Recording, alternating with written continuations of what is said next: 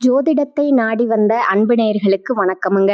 எத்தனையோ வீடியோ பார்த்தாலும் இந்த ஒரு வீடியோ உண்மையா கஷ்டப்படுறவங்க வாழ்க்கைய மாற்ற போகுதுங்க. அப்படி என்ன இந்த வீடியோல இருக்குன்னு தெரிஞ்சுக்கிறதுக்கு முன்னாடி நம்ம சேனலை முதல் முறையா பார்க்குறவங்களா இருந்தா சப்ஸ்கிரைப் பண்ணிக்கோங்க. பெல் பட்டனையும் கொடுத்து ஆல் அப்படிங்கிற ஆப்ஷனை சூஸ் பண்ணி வச்சுக்கோங்க. அப்பதான் நாங்க போடுற ஒவ்வொரு பதிவும் உங்ககிட்ட வந்து சேருமுங்க. எப்பவுமே ஒரு நல்ல விஷயத்தை தொடங்குவதற்கு முன்னாடி எம்பெருமான் முருகனை மனதார வேண்டிக்கோங்க.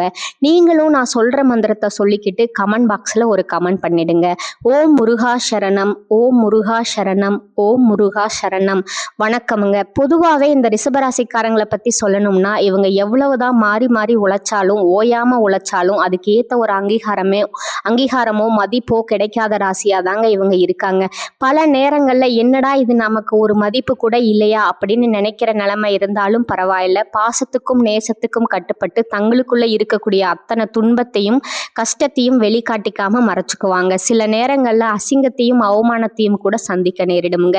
ஆனா அதையும் வெளிப்படுத்தாம நான் அசிங்கப்பட்டாலும் பரவாயில்ல, என் குடும்பம் நல்லா இருக்கணும் அப்படின்னு தனக்குன்னு இருக்கக்கூடிய உறவுகளை காக்கக்கூடியவங்களா மிக சிறந்த குணம் கொண்டவங்களா இவங்க இருக்காங்கங்க.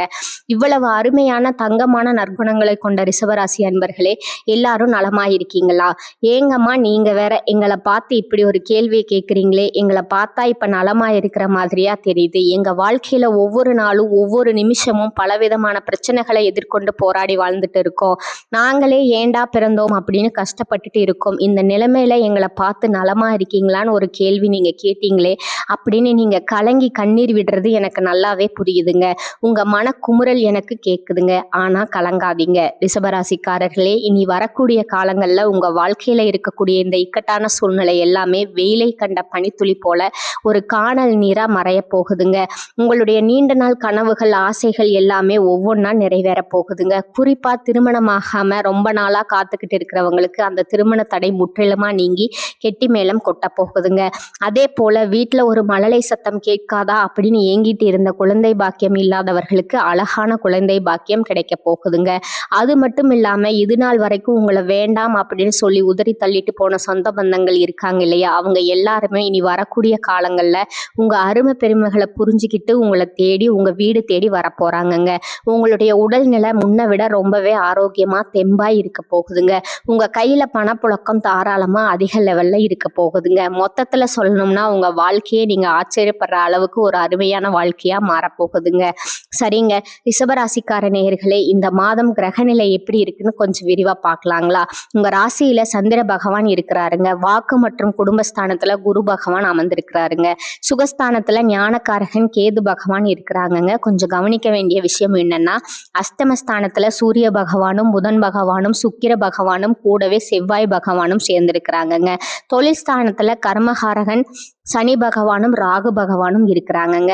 ராசி மண்டலத்துல ரெண்டாவதா இருக்கக்கூடிய ஒரு கம்பீரமான ராசி தாங்க நம்மளுடைய ரிஷபராசி. இந்த ரிஷபராசியில கார்த்திகை நட்சத்திரத்தோட 2, 3, 4ஆம் பாதங்களும், ரோஹிணி நட்சத்திரம் முழுவதும், மிருகசீரிசம் நட்சத்திரத்தோட 1ஆம் பாதம் 2ஆம் பாதம் இதெல்லாம் இந்த ராசியில அடங்குமுங்க. ரிஷபராசிக்காரங்களுடைய ராசி அதிபதி யாருன்னு பார்த்தீங்கன்னா அது சுக்கிர பகவானுங்க. ரிஷபராசிக்காரர்களுக்கு நட்பு ராசியா, அதாவது சாதகமான ராசியா இருக்கக்கூடியவங்க யாருன்னு பார்த்தீங்கன்னா மிதுனம், மகரம், கன்னி, கும்பம் ராசிக்காரங்க தாங்க. ரிஷபராசிக்காரங்க எப்படின்னா குறி தவறாத குறி விலகாத அம்பு போல தங்களுடைய குறிக்கோள் தவறாம லட்சியத்தோட வாழக்கூடியவங்களா இருக்காங்க. இவங்களை பொறுத்த வரைக்கும் இந்த சமுதாயத்துல ஒரு மாற்றத்தை கொண்டு வரணும் அப்படிங்கிறதுக்காக இரவு பகல் உறங்காம கண்முழிச்சு இவங்க உழைச்சுக்கிட்டே இருப்பாங்கங்க. உழைப்புக்கு அஞ்சாதவங்க நீங்க, நான் உறுதியா சொல்றேங்க. இனி வரக்கூடிய காலங்கள்ல ரிஷபராசிக்காரர்களோட வாழ்க்கையில கவலை கண்ணீர் அதுக்கெல்லாம் ஒரு துளி கூட இடம் கிடையாதுங்க. நீங்க எந்த அளவுக்கு கடினமா உழைக்கிறீங்களோ அந்த அளவுக்கு பல மடங்கு உங்களுக்கு தொழில லாபம் கிடைக்குதுங்க. இப்ப கிரக நிலைகள் மாறுவதால ரிஷபராசிக்காரர்களுக்கு என்னென்ன நன்மைகள் நடக்க போகுது, அதை எப்படி நமக்கு சாதகமா ஒரு பெரிய லாபமா மாத்துறது அப்படிங்கிறத பத்தி தாங்க நம்ம இன்னைக்கு இந்த வீடியோ பதிவுல ரொம்ப தெளிவா விரிவா பார்த்து தெரிஞ்சுக்க போறோமுங்க. ரிஷபராசிக்காரங்க எப்பவுமே எதையும் ஒரு சிரித்த முகத்தோட அணுகும் தந்திரசாலிகளா இருக்காங்க. அவங்களுக்கு மற்றவங்களை நோகடிக்க தெரியாதுங்க. மனசுல ஒண்ணு வச்சுக்கிட்டு வெளியே ஒண்ணு பேச தெரியாது. தொழில் ஸ்தானம்னு சொல்லக்கூடிய 11வது வீட்டுல சனி பகவான் நிரந்தரமா குடியேறதுனால தொழில்ல பெரிய லாபம் உண்டாகுமுங்க. உங்க மேல இருந்த கெட்ட பெயர்கள் அவச்சொற்கள் இப்போ கிரகங்களை பார்த்தா குரு பகவான் வக்ரத்தில் இருக்கிறதுனால மார்ச் மாதத்தில் வக்ர நிவர்த்தி ஆகும்போது ரிஷபராசிக்கு 2வது வீட்டில் குரு இருக்கிறதுனால சுபகாரிய பேச்சுவார்த்தைகள் எல்லாமே வெற்றி வருமுங்க. குடும்பத்தில் ரொம்ப நாளாக நடக்காமல் இருந்த சந்தோஷமான மங்களகாரியங்கள் எல்லாமே தடபுடலாக நடக்குமுங்க. அதே போல் ரிஷபராசிக்கு 8வது வீட்டில் செவ்வாய் உச்சம் பெற்றிருக்கிறதுனால உங்களுக்கு இருந்த பெரிய பெரிய மருத்துவ பிரச்சனைகள் கூட தீருமுங்க. இது ரொம்ப முக்கியமான விஷயமுங்க. இதுவரைக்கும் பார்க்காத வைத்தியரை நீங்கள் பார்க்க வேண்டிய கட்டாயம் வர செய்யுங்க. அப்படி பார்க்கும்போது அவர் போடும் ஒரே ஒரு ஊசியால உங்க உடம்புல இருந்த பெரிய வியாதி கூட காணல் நீரா மறைஞ்சு போயிருங்க. இதனால உங்களுக்கு மருத்துவ செலவுகள் பெரிய அளவுல குறைய போகுதுங்க. வரப்போற காலகட்டத்துல புதன் வக்ரகதி அடையும் போது உங்களுக்கு யாரெல்லாம் குழி தோண்டுகிறார்கள், யாரெல்லாம் உங்களை ஏமாற்றுகிறார்கள், யாரெல்லாம் விருப்பமில்லாம உங்க கூட நடிக்கிறாங்க, குறிப்பா உங்க குடும்பத்துக்கு பாதகமா செய்திகளை யாரெல்லாம் பரப்புறாங்க அப்படிங்கிறத புதன் பகவான் தோலுரிச்சு உங்களுக்கு காட்டு கொடுத்துடுவாருங்க. எதிரிகள் யாருன்னு நீங்க தெளிவா தெரிஞ்சுப்பீங்க. அடுத்து சுக்கிர பகவான் தனுசு, மகரம், கும்பம், மீனம் ஆகிய ராசிகளை கடந்து செல்லும் போது ரிஷபராசிக்கு 9ஆம் வீட்டுல இருந்து 10வது வீட்டுக்கு வரும்போது ஒரு மிகப்பெரிய பதவி யோகத்தை அவர் கொடுப்பாருங்க. மற்றவங்க கிட்ட இருந்து நம்பிக்கையை பெறக்கூடிய ஒரு அற்புதமான நேரமா இந்த நேரம் உங்களுக்கு இருக்குதுங்க. இப்ப இருந்த நன்மைகள் எல்லாம் நடக்கிறதுக்கு ஒரு சின்ன பரிகாரம் சொல்றேங்க, குறிச்சுக்கோங்க. பரிகாரமா ஒரு 11 மிளகாய் எடுத்துக்கோங்க. அதை ஒரு சிகப்பு துணியில கட்டி காலபைரவருக்கு தேய்பிறை அஷ்டமி அன்னைக்கு நெய் தீபம் போடணுங்க. இது ரொம்ப சக்தி வாய்ந்ததுங்க. அதே போல அபிராமி அந்தாதியில இருக்கக்கூடிய 2வது பாடலை நீங்க தினமும் படிக்கணுங்க. இன்னொரு முக்கியமான பரிகாரம், எலுமிச்சம்பழத்தை 2ஆ வெட்டி அதுல குங்குமம் வச்சு உங்க வீட்டை 3 முறை சுத்தி வாசல்ல பிழிந்து விடணுங்க. இதனால உங்க வீட்டுக்கு இருக்கக்கூடிய கண் திருஷ்டி, பகை பிரச்சனைகள் இது எல்லாமே விலகி போயிருமுங்க. உங்க வாழ்க்கை அருமையா நிம்மதியா மாறி போயிருமுங்க. நான் முன்னாடியே சொன்ன மாதிரி திருமணம் ஆகாதவங்களுக்கு திருமண தடை நீங்கி உங்களுக்கு ஏற்ற சரியான மனசுக்கு பிடிச்ச வாழ்க்கை துணையோடு திருமணம் நடக்க போகுதுங்க. குழந்தை பாக்கியம் இல்லாதவங்களுக்கு அந்த இறைவன் அருளால குழந்தை பாக்கியம் கிடைக்க போகுதுங்க. பூர்வீக சொத்து ரீதியா ரொம்ப நாளா இழுபறியா இருந்த அனைத்து பிரச்சனைகளுக்கும் ஒரு சுமூகமான தீர்வு கிடைக்க போகுதுங்க. உங்க வாழ்க்கையில இனி வரக்கூடிய காலங்கள்ல கவலை, கண்ணீர் அப்படிங்கிற பேச்சுக்கெல்லாம் ஒரு துளி கூட இடம் கிடையாதுங்க. படிச்சு முடிச்சுட்டு ரொம்ப நாளா வேலை தேடிட்டு இருக்க இளைஞர்களுக்கு அவங்க படிப்புக்கு தகுதிக்கும் ஏற்றாற் போல ஒரு நல்ல வேலை, கௌரவமான வேலை கிடைக்க போகுதுங்க. நான் உங்ககிட்ட ஒரு கேள்வி கேட்கிறேங்க. இந்த உலகத்துல யாருங்க உண்மையான கோடீஸ்வரன்? கோடி கோடியா பணம் வச்சிருக்கிறவங்களா, இல்ல பிடிச்ச உணவுகளை வகை வகையா சாப்பிடுறவங்களா, இல்ல பிடிச்ச உறவுகள் கிட்ட மணிக்கணக்கா பேசுறவங்களா? உண்மையை சொல்லணும்னா இதுல யாருமே கோடீஸ்வரன் கிடையாதுங்க. யார் ஒருத்தவங்க நோய் நொடி இல்லாம, மனக்கவலை இல்லாம ராத்திரி படுத்தா நிம்மதியா தூங்குறாங்களோ அவங்க தான் இந்த உலகத்திலேயே சிறந்த கோடீஸ்வரங்க. அப்பேற்பட்ட கோடீஸ்வரன் ஆகக்கூடிய யோகம் உங்களுக்கு இந்த மாதம் அமைஞ்சிருக்குதுங்க. உங்க வாழ்க்கையில இனி வரக்கூடிய காலங்கள்ல கவலை, கண்ணீர் அப்படிங்கிற வார்த்தைக்கே இடம் கிடையாதுங்க. இது நாள் வரைக்கும் உங்களுடைய மனசுல இருந்த பாரமான மனக்கவலைகள் எல்லாம் இனி வரக்கூடிய காலங்கள்ல காட்டுல கரைஞ்ச கற்பூரம் போல காணாம போக போகுதுங்க. நீங்க ஒரு சந்தோஷமான ஆரோக்கியமான வாழ்க்கையை இனி வரக்கூடிய காலங்கள்ல வாழ போறீங்க. உங்க வாழ்க்கையில சந்தோஷம் எப்போதுமே நிலைச்சிருக்க போகுதுங்க. குறிப்பா உங்க வாழ்க்கையில இந்த மாதம் ரொம்பவே அருமையா இருக்க போகுதுங்க. உங்களோட நீண்ட நாள் ஆசைகள், கனவுகள் எல்லாமே ஒவ்வொன்றா நிறைவேற போகுதுங்க. உங்களோட மனசுல ஒரு பெரிய தெளிவா ஆரம்பிக்க போகுதுங்க. புதுசா ஒரு நம்பிக்கை பிறக்க போகுதுங்க. இவங்களால இது முடியாது அப்படின்னு அடுத்தவங்க ஒதுக்கி வச்ச காரியத்தை கூட நீங்க அழகா திட்டம் தீட்டி முயற்சி பண்ணி அந்த காரியத்துல நீங்க வெற்றி அடைஞ்சு காட்ட போறீங்க. பழைய கவலைகள் எல்லாமே மெதுவா குறைய போகுதுங்க. குடும்பத்துல ஒற்றுமை ஏற்பட போகுதுங்க. இது நாள் வரைக்கும் இருந்த சண்டை சச்சரவுகள், கூச்சல், குழப்பம் எல்லாமே விலக போகுதுங்க. மனசுல ஒரு பெரிய நிம்மதி ஏற்பட போகுதுங்க. உடல்நிலை ரொம்பவே ஆரோக்கியமா இருக்க போகுதுங்க. நல்ல செய்திகள், சுப செய்திகள் உங்களை தேடி வரப்போகுதுங்க.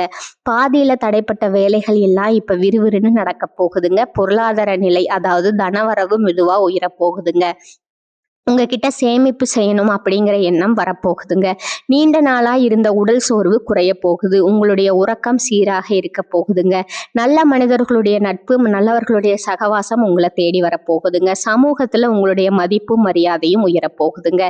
வேலை செய்யற இடத்துல உங்க உழைப்புக்கான பாராட்டு உங்களுக்கு கிடைக்க போகுது. புதிய வாய்ப்புகள் உங்களை தேடி கதவை தட்ட போகுதுங்க. உங்களுடைய கற்றல் திறன், அதாவது புதுசா தெரிஞ்சுக்கிற ஆர்வம் அதிகரிக்க போகுது. ஆன்மீகத்தின் மீது உங்களுடைய ஆர்வம் மற்றும் ஈடுபாடு ஈடுபாடு அதிகரிக்க போகுதுங்க. உங்க மனசுல இருந்த தேவையற்ற பயம் குறைய போகுது, தன்னம்பிக்கை அதிகரிக்க போகுதுங்க. பழைய பிரச்சனைகளுக்கெல்லாம் ஒரு நிரந்தர தீர்வு கிடைக்க போகுதுங்க. மொத்தத்துல குடும்பத்துல மகிழ்ச்சி ஏற்பட போகுதுங்க. சுபகாரியங்கள் அடுக்கடுக்கா வரிசையா நடக்க போகுதுங்க. நீங்க செல்லக்கூடிய பயணங்கள் அது எதுவாக இருந்தாலும் உங்களுக்கு நன்மை தரக்கூடியதா அமைய போகுதுங்க. வீண் செலவுகள் எல்லாமே குறைய போகுது. உங்களால நல்ல முடிவுகள், தீர்க்கமான முடிவுகள் எடுக்க முடியுங்க. மன அமைதி கிடைக்குங்க. கணவன் மனைவி உறவுகள்ல புரிதல் அதிகரிக்கும். உங்களுடைய முயற்சிகள் எல்லாமே வெற்றி பெறுங்க. இவ்வளவு நாளா நீங்க காத்துக்கிட்டு இருந்தீங்க இல்லையா, அந்த பொறுமைக்கான பலன் நிச்சயமா உங்களுக்கு இந்த காலகட்டத்துல கிடைச்சே தீரும். நீங்க எதிர்பார்த்த உதவி சரியான நேரத்துல உங்களை தேடி வரும். எதிர்கால நம்பிக்கை அதிகரிக்கும். உங்க வாழ்க்கையில சந்தோஷம் என்னைக்கும் நிலைச்சிருக்க போகுது. உங்களுடைய ஆசைகள், கனவுகள் எல்லாமே படிப்படியா ஸ்டெப் பை ஸ்டெப்பா நிறைவேற போகுதுங்க. உங்களுடைய வாழ்க்கையில இது நாள் வரைக்கும் இருந்த அனைத்து கஷ்டத்துக்கும் ஒரு முடிவு, ஒரு தீர்வு கிடைக்க போகுதுங்க. மனிதனா பிறந்த ஒவ்வொருக்கும் ஆசை இருக்கத்தாங்க செய்யும். அது இயற்கை. ஆனா அந்த ஆசைகளை அடைய நாம நினைச்ச மட்டும் பத்தாதுங்க. முழு மனசோட நம்மளுடைய ஆசைகளை அடைவதற்கான வழியை ஒவ்வொரு நாளும் இன்னைக்கு என்ன பண்ணணும்னு யோசிச்சு அதற்கான திட்டங்களை தீட்டி உழைச்சிக்கிட்டே இருக்கணுங்க. உழைச்சா நிச்சயமா நம்மளுடைய ஆசைகள் எல்லாமே நிறைவேறிடுங்க. உங்க வாழ்க்கையில இனி வரக்கூடிய காலங்கள்ல உங்களுடைய அனைத்து ஆசைகளும் நிறைவேற போகுதுங்க. அப்படி ஒவ்வொரு மனிதனுக்கும் இருக்கக்கூடிய பொதுவான ஆசை என்னன்னு பார்த்தீங்கன்னா, 14 செல்வங்களையும் அடைந்து குறைவில்லாமல் வாழணும் அப்படின்றதுதான் ஒவ்வொரு மனிதனுடைய ஆசையும் இருக்குதுங்க. பணம் வேணும், பதவி வேணும், புகழ் வேணும், கௌரவம் வேணும் அப்படின்னு தான் ஒவ்வொரு மனிதனும் தினமும் வாழ்ந்துகிட்டு இருக்கிறான். அதை நோக்கி பயணத்தை தான் ஒவ்வொரு நாளும் மனிதன் வாழ்ந்துகிட்டு இருக்கிறானுங்க. ஆனா வருத்தமான விஷயம் என்னன்னா, ஒவ்வொரு நாளையும் ரசிச்சு வாழ்றது கிடையாதுங்க. எந்த ஒரு மனிதனும் ஏதோ ஒரு போராட்டத்துல தாங்க இந்த உலகத்துல வாழ்க்கையை வாழ்ந்துட்டு இருக்கான். ரிஷபராசிக்காரர்களே, உங்க வாழ்க்கையில மேலும் நல்லதெல்லாம் நடக்க நீங்க செய்யக்கூடிய இன்னொரு எளிய பரிகாரம் என்னன்னு பாத்தீங்கன்னா, உங்க வீட்டுக்கு பக்கத்துல இருக்கக்கூடிய ஆதரவற்ற வயதான முதியவர்களுக்கு உங்களால முடிஞ்ச சின்ன சின்ன உதவிகளை செஞ்சுட்டு வாங்க. இந்த உதவியை நீங்க செய்யறதன் மூலமா நீங்க உங்க வாழ்க்கையில தெரிஞ்சோ தெரியாமலோ செய்த பாவங்கள் எல்லாம் குறைந்து உங்களுடைய எண்ணம் போல உங்க வாழ்க்கையில எல்லாமே நல்லபடியா நடக்குமுங்க. நான் உறுதியா சொல்றேங்க, இனி வரக்கூடிய காலங்கள்ல உங்களுக்கு நல்லது மட்டும்தாங்க நடக்கும். நன்மை மட்டும்தாங்க நடக்கும். இந்த சேனல் உங்களுக்கு பிடிச்சிருந்தா லைக் பண்ணிக்கோங்க, ஷேர் பண்ணிக்கோங்க. வாழ்க வளமுடன். நன்றி, வணக்கம்.